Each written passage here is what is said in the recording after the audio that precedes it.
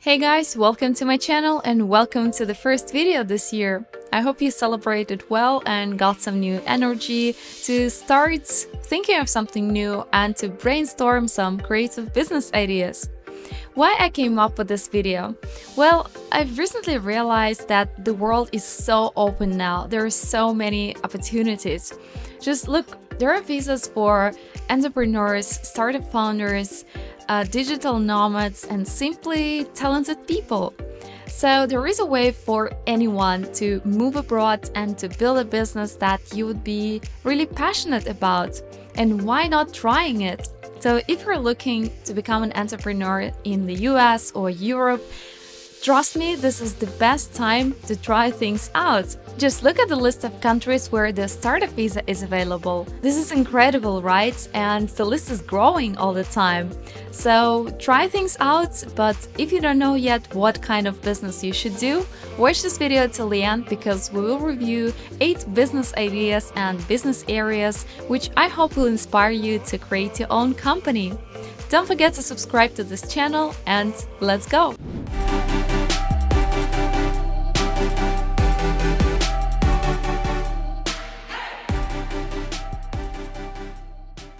If we talk about startup businesses, they are usually assessed across 5 categories: degree of innovation, scalability, the capacity of the founders and the team members, and potential for creating jobs. And this is kind of obvious if the country invests resources into such programs and creates an easy path for people from all over the world. They want to make sure that the future companies have high potential. Yet in some countries there are entrepreneurial visas that allow you to make non-tech businesses, something small, something for the local or regional markets only, for example Portugal or Spain. So let's review both types, and if you have something to add, please feel free to do it in the comments section. Number 1, no-code development. The number of startups is growing every year, and all they need is a simple and effective solution to bring their ideas from the stage of a slide deck to something more or less real, I would even say tangible, and no-code is the best thing. I swear it's the best that one can ever recommend to the founders.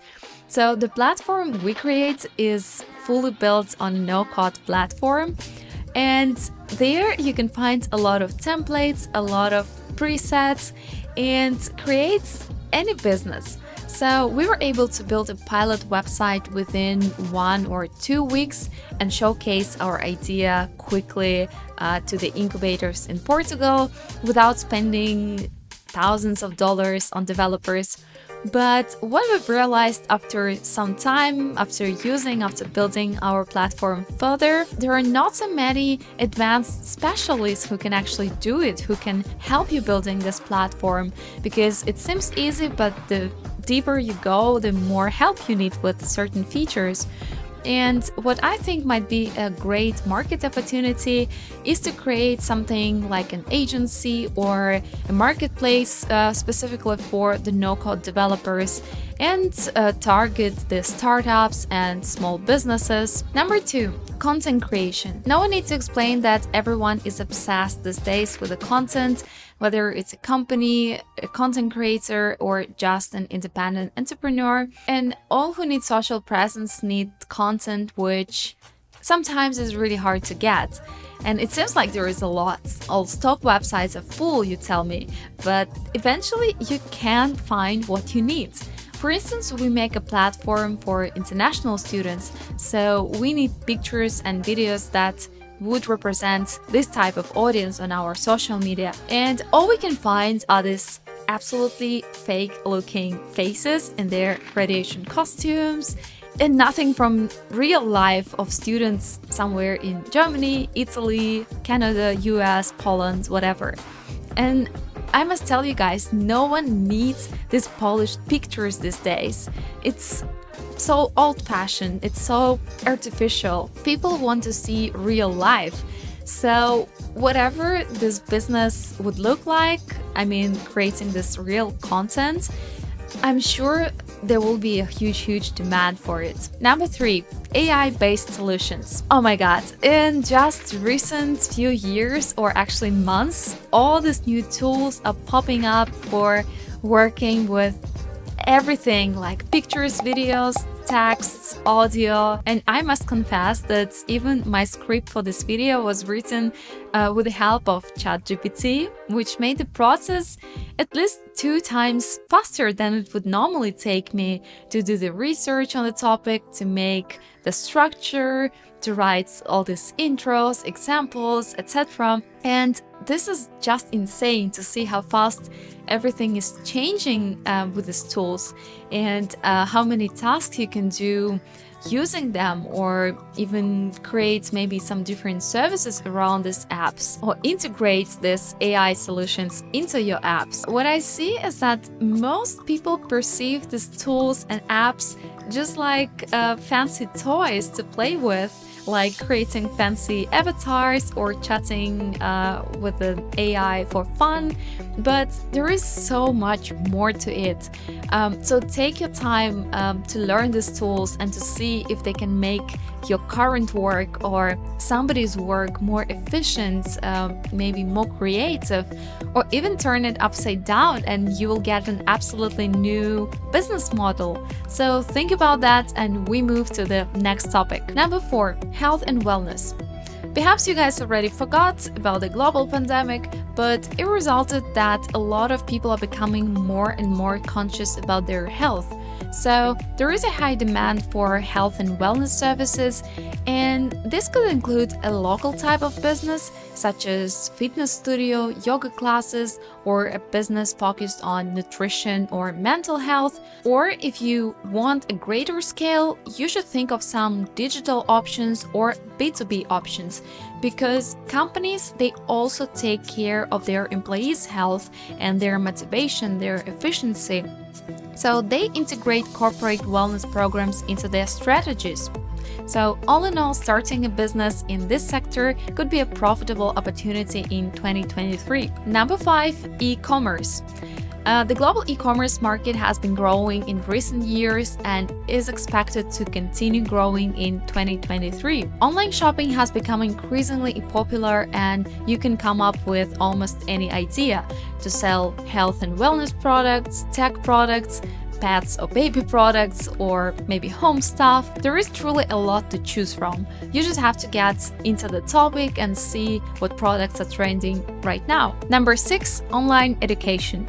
Whether you're the person who holds the knowledge and wants to share them through the online courses, or you are an entrepreneur or a tech guy who wants to be part of the process of launching or organizing those courses, you will all benefit. With the rise of online learning, there is a growing market for online courses and webinars, as well as for technologies and platforms that support remote learning.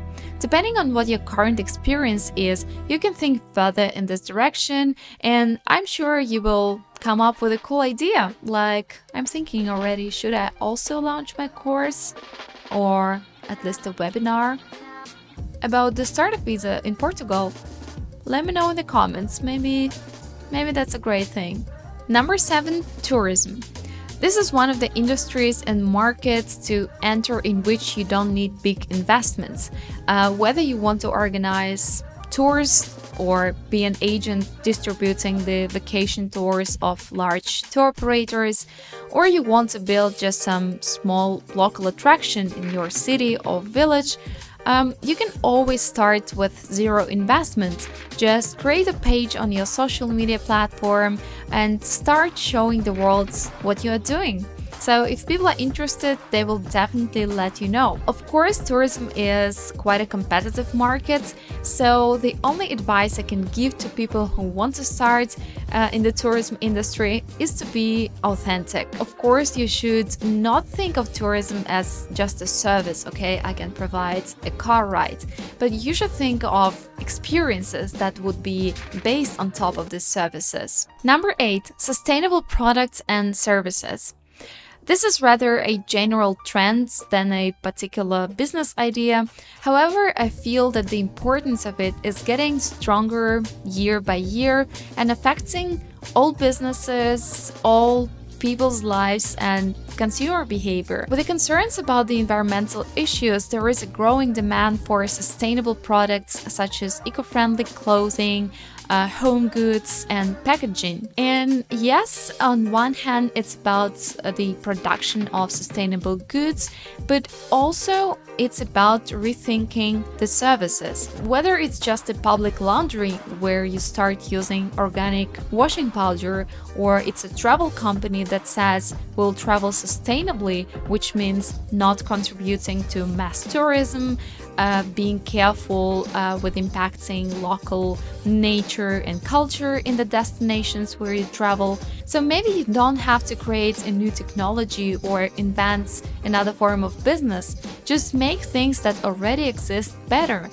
Think about how you can reorganize business processes or change some components or maybe the overall strategy to make it sustainable. So guys, all tools and all resources are available. Now it's just up to you to make them work for you and create something really cool, really unique. And yes, starting a business in another country is a little bit risky and you're always afraid of certain things, but I must tell you that if you have this enthusiasm and this energy, I'm sure you will succeed.